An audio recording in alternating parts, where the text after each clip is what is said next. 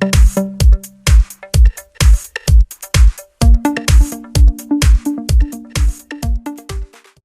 I have Huawei Mate 20 and let me show you how to enter the download mode on the following device.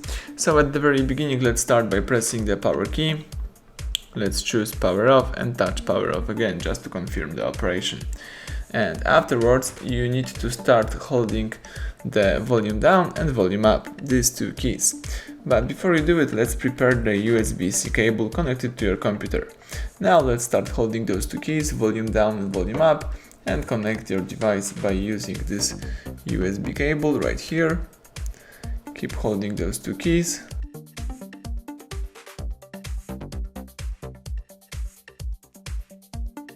Now you may release both keys.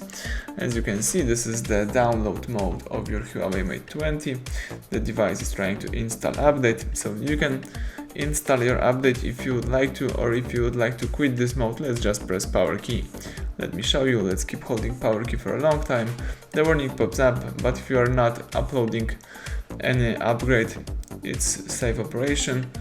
Now your device goes black and goes restarting, so you can disconnect your device from your computer, and let's just wait until you will be able to use your phone.